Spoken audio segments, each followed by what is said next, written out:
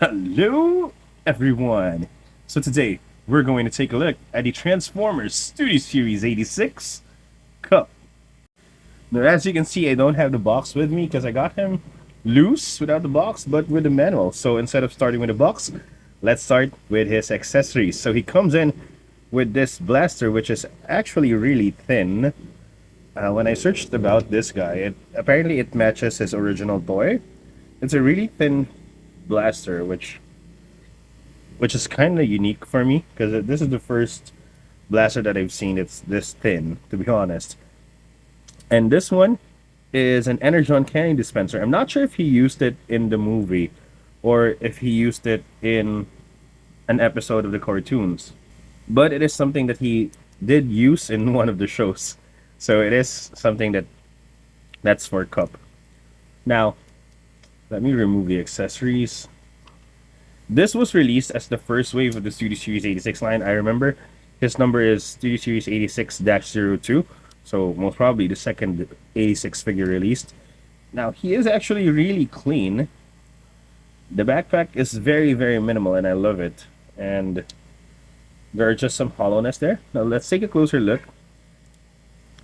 His face looks really old, although his eyes look dead. That's because of the fact that he has light piping right there. So I'm a fan of light piping if it's done really well. Like on my previous video for Transformers One Orion packs, the light piping makes his eyes look like when he was uh, transformed or granted the Optimus Prime title. It kind of makes me remember that scene because of it. But for this guy, probably the way they shaped it or they created his face sculpt, it just looks dead to me when there's no light in it. So it's kind of weird. But the rest of the face looks nice. He looks old and withered. And I like the paint apps on this figure. There's a lot of paint job done, which is why there are actually some paint chipping already happening. I think it's visible during trans on his alt mode.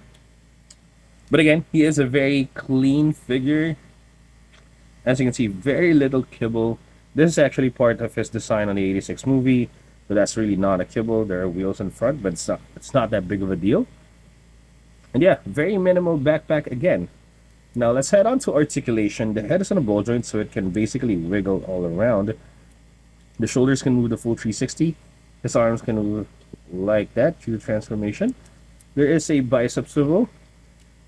Really good elbow bend. A really nice and tight waist swivel. The legs can kick sidewards that far, forwards that far, backwards this far. There is a thigh swivel, 90-degree knee bend, and then, of course, his ankle pivot. Now, his limbs, he has this gimmick. If you guys remember from the 86 movie, he was attacked by an alien octopus thing. So his limbs got detached. So all of Cup's limbs are actually detachable. Look at that. By the arm or by the bicep and even by the thigh. So you can recreate the scene when Hot Rod actually fixed him. It's really nice. The funny thing is the manual doesn't say anything about this being this feature. So you will eventually have to figure it out yourself if you first get this figure. Because I'm pretty sure when you transform it, because when I tried transforming it for the first time, this bicep just popped off and I was surprised about it. But yeah, and I read that some joints are not that tight. Thankfully mine is tight, so it's really good. So for size comparisons, I have him here with a bunch of my other 86 figures. And as you can see, he scales really well with them. So here we have Cup in his alt mode, which is basically a Cybertronian truck kind of thing. It's a Cybertronian vehicle, obviously, but I'm not sure if it's a truck or just a car. But anyway, I love the design. It's very accurate to the show. The color scheme is a little bit different, but the design is still very accurate to the movie. And of course, as you can see, the weapons are already stored or accessories onto the side. So there are ports right there which you can tab them in. It's not the best weapon storage, but also not that bad. Underneath, you can just see everything. Now, what I read, the main issue with this original copy is when you roll him, his, what do you call this, crotch piece actually rubs to the floor.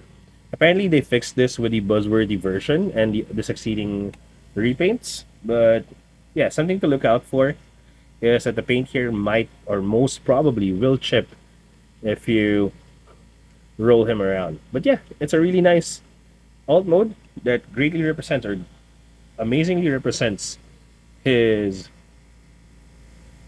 alt mode on the movie.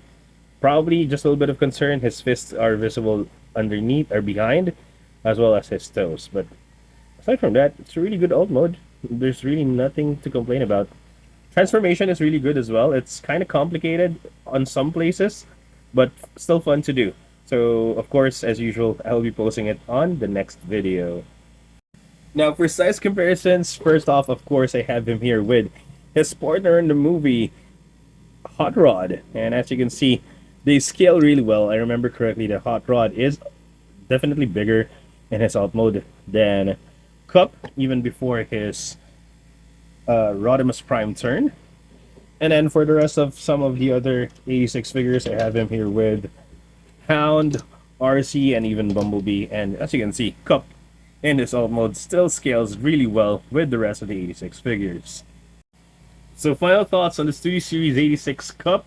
Now I know this is one of the very first Studio Series 86 toys that was released, and to be honest, it's a really good figure. I don't see why there's somewhat of a hate for this guy, but I kind of like him. I like the gimmick that his limbs can be removed. His transformation is fun to do, despite there's one frustrating part for me. It's probably a skill issue on my end. But yeah, his alt mode, his robot mode is very much accurate to how he appeared in the movie. And he greatly represents Cup. The only issue that I can see that's really bothering me is his eyes, because he looks dead, but I think they fixed it with a buzzworthy version. So, and yeah, there's nothing much that changed there. If you already have the buzzworthy version, no need to buy this. And vice versa, if you already have this, I don't think you need to buy the buzzworthy version.